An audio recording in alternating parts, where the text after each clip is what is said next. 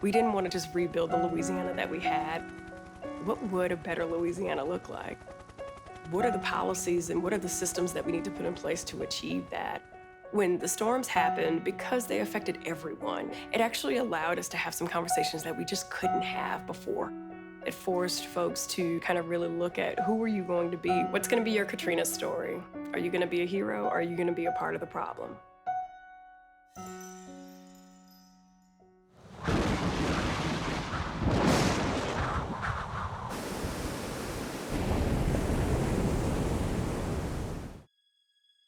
The morning of Katrina, I was watching CNN, and it was like I was electrified. I couldn't move out of the chair. I tried calling people and couldn't get any responses. Most people woke up at historic moment and realized not only had the storm come through, but the levees had broken. And there were sights that we'd never seen before, no one could ever have imagined. What we saw on television was this backbreaking inequity, decades and generations of racial inequity, economic inequity. The storms, if you will, of racism and financial disparity hit the shores of Louisiana many generations before Katrina and Rita did. We were founded as Louisiana Disaster Recovery Foundation. Just literally hours and days after the levees broke and Katrina hit land.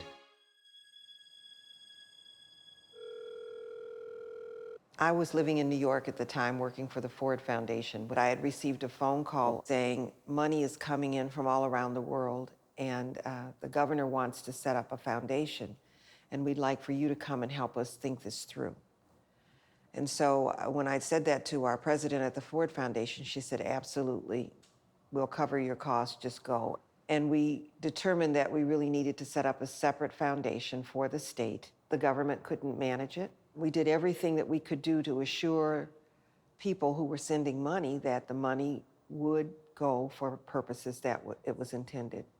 And I started calling people. Some were expatriates, some were people who lived in the state and had evacuated. Some were people of national stature.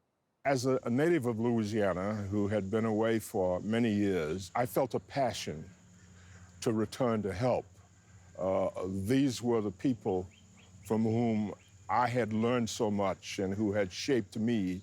Hurricane Katrina gave a human face to poverty and inequality. We had to emphasize the importance of equity and inclusion in rebuilding Louisiana. Our staff went out where the people were, asked them about their strengths and their aspirations. We saw leadership emerge to empower the community to participate in the deliberations about their future. When the storms happened and I got the call to come and help support the foundation, my first question was, will we be able to build it to work? And the answer was absolutely. Housing was a critical issue. One of the most striking policy pieces that kind of happened right after the storms, it was the Bring New Orleans Back Commission. And I'll never forget, like my friends from New Orleans had this visceral reaction to, like, my house is a green space. This idea that some group of people were planning the city of New Orleans without the people of New Orleans. And so one of the things that we were able to do was really create a space and a forum to say that that was not gonna happen that way. Through the Neighborhood Organizing and Planning Fund, we really gave them the tools, and then they really got into it and did the hard work of rebuilding their communities, rebuilding their neighborhoods. Of my entire career in philanthropy, it is the work that I'm the most proud of. The impact that the foundation has had, I believe, is tremendous. But I think the most important part has been the work that's been done with individual community members and nonprofit partners to just strengthen community voice. While there was a lot of emphasis on recovery funds for homeowners, there wasn't much for small businesses to recover, and that's a necessary part of community redevelopment. I began working with the Collaborative for Enterprise Development to basically form a continuum of services for small businesses that were trying to recover, and everything from mom and pop businesses to those that were poised and ready for venture capital. They surfaced as really a beacon in what was happening in our city.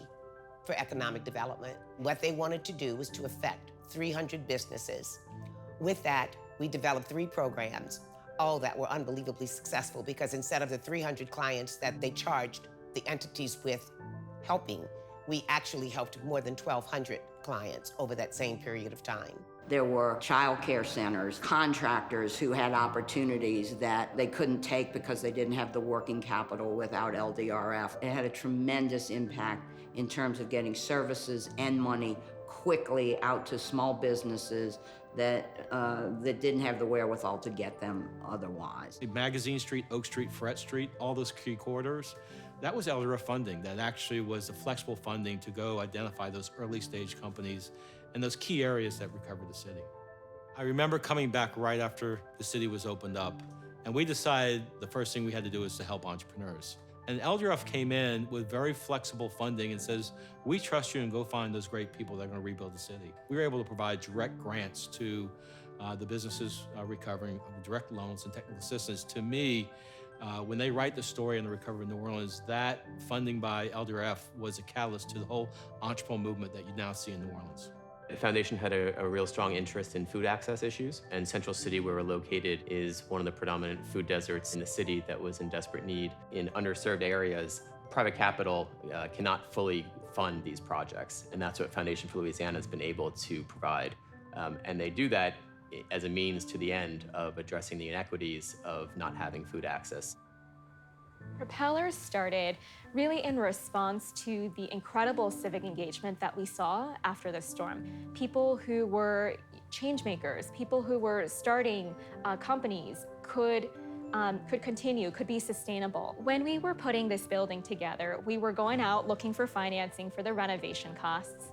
And one of the foundations that we approached for a program-related investment was Foundation for Louisiana. They decided that they wanted to be a tenant. We could not have opened if we had not had that kind of commitment from community partners in this space and saying, we want to be in Broadmoor, we want to partner with Propeller, we think it's going to be great, and we want to be surrounded by startups in the city.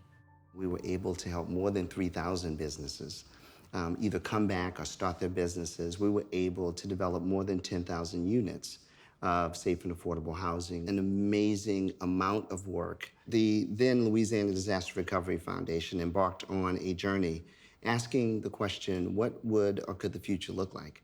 And what came out of that process was this idea that we really should attempt to create a more permanent philanthropy that would be focused on inequity and inclusion, had a social justice mission, being a solution partner, so that we can advance leadership development, continue to invest in people in ways that we saw were really creating change in community. When Unity was experiencing a lot of difficulties with the fact that a lot of the federal funding is very restrictive, the Foundation for Louisiana was able to donate Unity $200,000, which was tremendous. In 2007, 11,600 homeless persons on the street. In 2014, 1,170. It saved human lives. It doesn't get any better than that in terms of accomplishing a goal. There weren't a lot of folks really focusing on equity and economic development, but the foundation really, I think, understood what we were trying to do, how to link economic development with real estate development. We couldn't just put a grocery store in this area. What we really wanted to do was have access with education and have access with other resources. That was really all about lowering barriers, deliberately linking a grocery store with culinary and nutrition education, with youth and workforce development, with a teaching garden, with healthcare access, and then developing joint programming that really links all of those together. It's been an incredible partnership, and I think the Refresh project, which has been sort of the signature project of Broad Community Connections, is a real testament to that. Preserving culture and community. What we've seen a lot of is indigenous people, if you will, in New Orleans and across the state, where people come to this community. Lots of tourism, lots of financial transactions dependent on those cultures.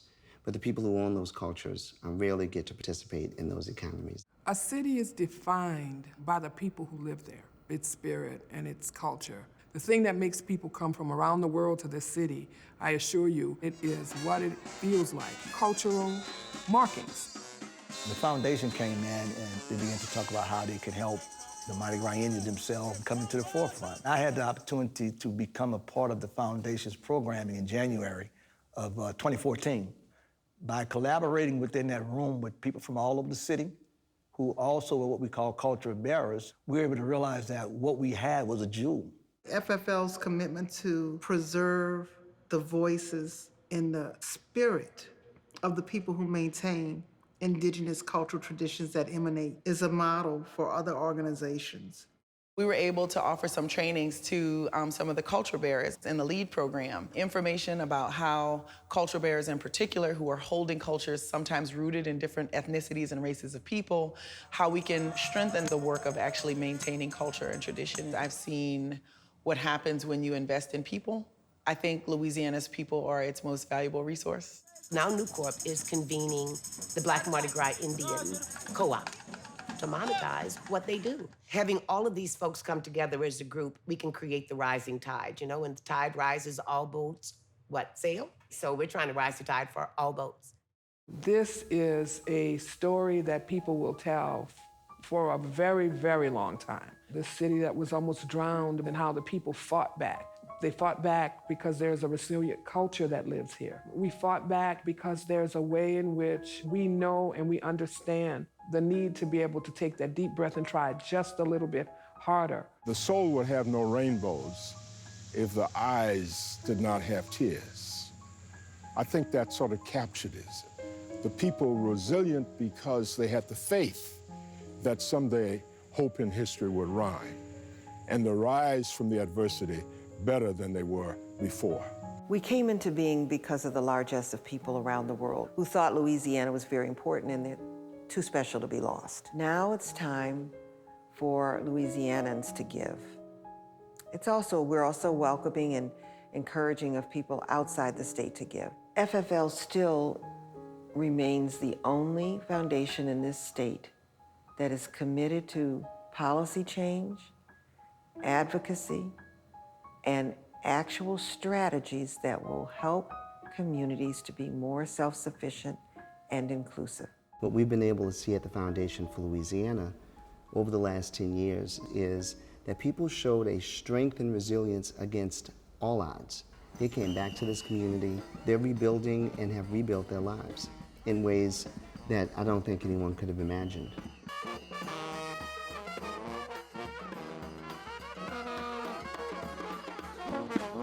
We're here in New Orleans. We're not celebrating death. We're hurting so hard, we have to do something to ease our pain. And this is it.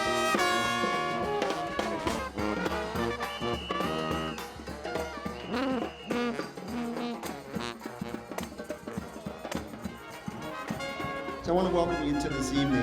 We wanted to do something different. So we had a great day today. We started, the downtown second line started at Congo Square, Louis Armstrong Park. The uptown started at Booker T. Washington High School. We met at Charity Hospital, marched down to the arena, the Smoothie King Center, and then came on to historic Aretha Castle Haley Boulevard. And we wanted to take a moment to honor the work and the workers. We have someone here who had done a long and hard job of excelling in the world. I ask for your attention as Moselle reads this proclamation. Thank you, Lynetta. And so we have this resolution of appreciation to Ambassador James A. Joseph from the board and the Foundation for Louisiana family. Ambassador Joseph has continued to provide his thoughtful and steadfast guidance for Foundation for Louisiana's work, always focusing on an equitable future for every Louisiana. Be it hereby resolved that the Board of Directors of Foundation for Louisiana expresses its appreciation for Ambassador Joseph's outstanding service to the people of Louisiana and commends him for his wise counsel and warm fellowship in every way advancing the core mission of the Foundation. Signed, Chair of the Board, Lynetta B. Gilbert.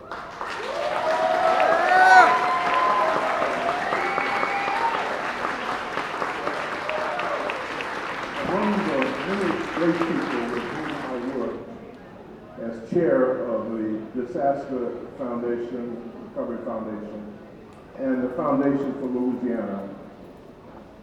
There were many who we honor and we thank. But tonight, we've identified one special person for a special honor. When you look at the landscape of philanthropy, you see her footprints everywhere, in people as well in programs. Lynetta Gilbert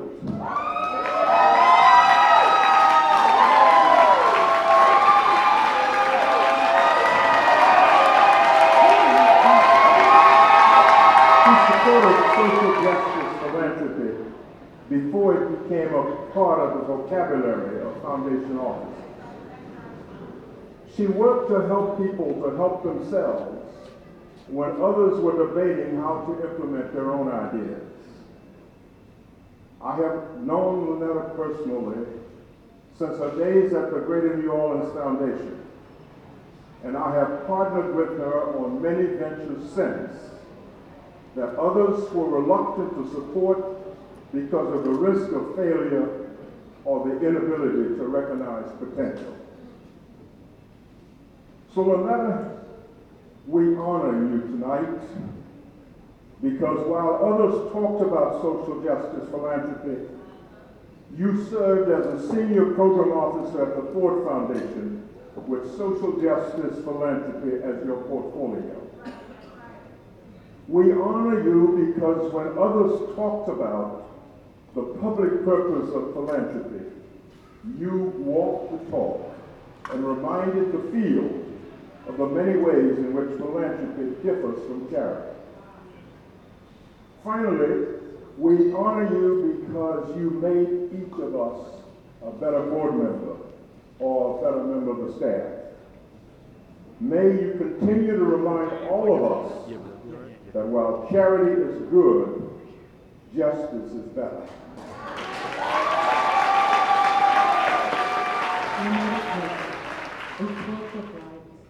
We hold high, you fearless woman, moving us forward, keeping us ready for the fight.